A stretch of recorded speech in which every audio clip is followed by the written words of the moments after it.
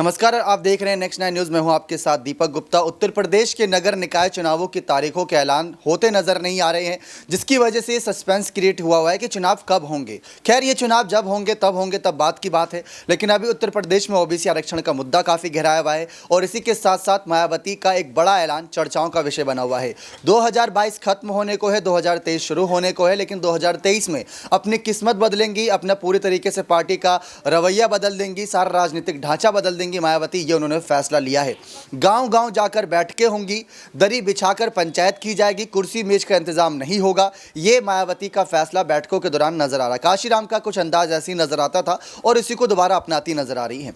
लोकसभा चुनाव 2024 क्यों इंपॉर्टेंट है मायावती के लिए? अगर आपका एक भी सांसद रहता है तो आपकी थोड़ी बहुत वैल्यू रहती है, क्योंकि जब लोकसभा चुनाव के परिणाम सामने आते हैं और जब पार्टियों गठबंधन की आवश्यकता पड़ती है तो एक सीट भी जो आपने जीती होती है, वो निर्दलीय हो या बसपा की हो या किसी पार्टी की हो, उस पार्टी के लिए बड़े काम की होती है और उसकी वैल्यू बहुत बढ़ जाती है। तो ऐसे में प्रधानमंत्री को बनने का जो सपना मायावती देख रही हैं, उनके हाल ही प्रदेश अध्यक्ष विश्वनाथ ने भी ये बातें कही थी कि मायावती को प्रधानमंत्री बनाना ये हमारा सपना है। इसी के लिए गाँव चलो अभियान, ये कुछ बड़े अभियान चलाई जाएगी मायावती की पार्टी के द्वारा, बसपा के द्वारा बड़ी बैठकों में ये फैसला लेते नजर आए। नगर निकाय चुनाव में सपा, बसपा और साथ ही साथ भाजपा और सुभाषपा, आरएलडी जैसी कई पार्टियां अपनी किस्मत आजमाएंगी, लेकिन हर कोई जानता है कि मायावती का चेहरा राष्ट्रीय स्तर की पार्टी के चेहरे के तौर पर जाना जाता है। इन्हीं सब तमाम बातों को लेकर जो चर्चा जारी है, इन्हीं सब कयासबाजियों को लेकर जो चर्चा जारी है, उनमें सबसे बड़ी बात निकलकर सामने आ रही है मायावती का क्या चेहरा प्रधानमंत्री चुनाव के लिए आगे होगा।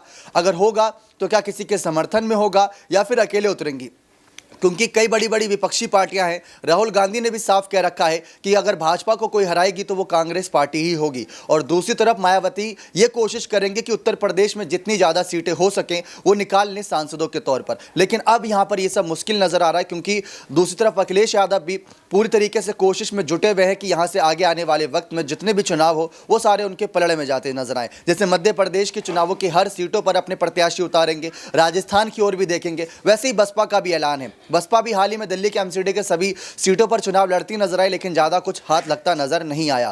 तो ये बात साफ है कि प्रधानमंत्री बनने का सपना देख रही मायावती, गांव चलो अभियान चला रही हैं, दरी बिछाकर बैठकें होंगी, लेकिन क्या ये सब बैठकें काम आएंगी? क्या ओबीसी आरक्षण का मुद्दा भाजपा सपा के खिलाफ उठाना मायावती को फायदा देता नजर आएगा? ये देखना दिलचस्प रहेगा कि प्रधानमंत्री चुनाव के दौरान मायावती अपने आप को कैसे उभार कर सामने लाती है और बाकी पार्टियां उनसे गठबंधन करे। क्या इस कहीं ना कहीं ओहदे तक ये पार्टी तब तक पहुंच पाएगी या नहीं? आपकी क्या राय इस पूरे मसले पर अपने कमेंट सेक्शन में जरूर दीजिएगा। बहुत बहुत धन्यवाद।